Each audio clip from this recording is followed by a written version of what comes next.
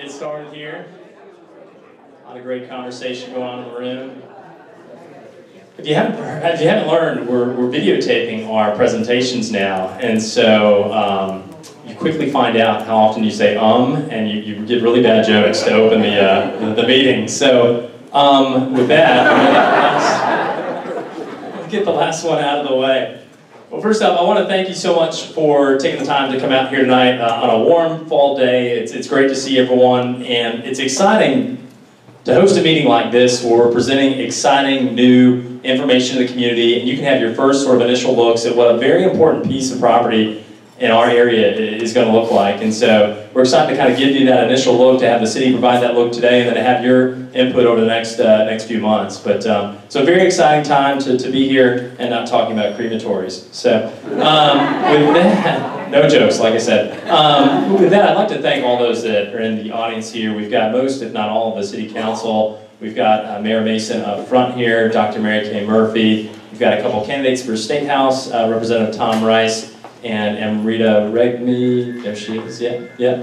And like I said, most of the council, Ware, Lori, Jean, I think I've seen most of you here. So make sure to connect with them after the meeting as well. So I want to thank you for that. Like I said, we are videotaping our meetings now. We send those links out via YouTube. So if you have a friend or a colleague or a neighbor who couldn't be here tonight, I encourage you to share with them the link so they can catch up on this important survey. And I think we'll be able to issue the PowerPoint via email as well, so you can distribute that too. Just a quick plug on UPCCA. We've been around for 20 years. You guys know us. If your neighborhood is not a member yet of UPCCA, or you'd like to be an individual member, we'd love to have you join. It's a great organization, and we're doing a lot to advocate and really champion you guys and everything we've got going on in Peachtree Corners. So just a quick update on our side on Simpsonwood before I pass it along here. I just want to thank everyone in the community who responded, reacted, took action to sort of our call to action to reach out to the North Georgia Methodist Conference. The number of emails, letters, calls that we saw was just tremendous, and it's just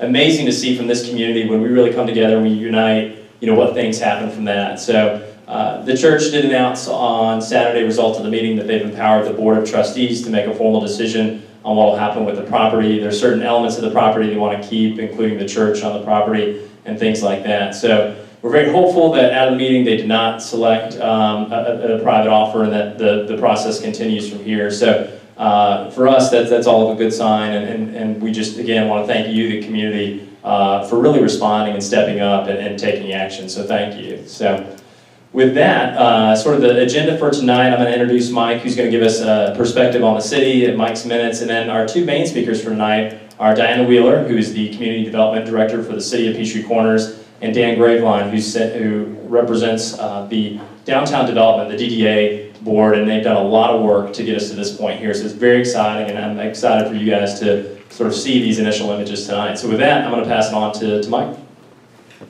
Thanks, Scott. Appreciate it. Good evening, everyone. Thank you. Thanks. It's good to have. It's good to see the crowd here. The room is full, and it feels good when I hug most of the people that come in the room because I know them well. Guys, I shook the hands there, but it felt good, is the point I'm trying to get at. I don't really need to say a lot. I couldn't imagine presenting something as important as it is to the city without saying a few words. But let me clarify something Scott said about Simpsonwood. Did everybody see that article? Basically what it said was that the church voted to follow the public option. What that means is they've eliminated the development option, and they're going with the public option. That means the county. So it's not a done deal. It just means that they've decided to pursue that option. Now, just to let you know, and I have to watch every word I say here, but I will say this. We got a phone call, the city did. We had made the church aware of how very important this was to our community to be green space. It's in the comprehensive plan, and I think everybody knows that.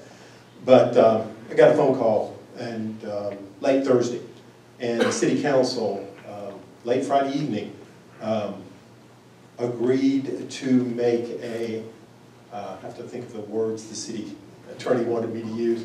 Yeah, don't laugh at me. I'm trying to remember what he said. Basically, we made an offer to make a financial contribution to bridge the gap between the county's offer and the developer's offer.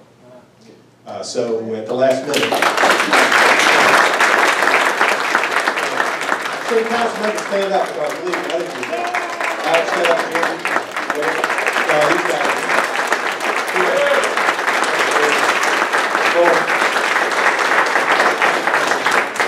And it was unanimous, as you might imagine. So I can't say any more than that. But it's leaking out. People are talking about it, and I thought it'd be a great opportunity to let everybody know. And so apparently it worked. They picked the public option, so we're just going to stand by.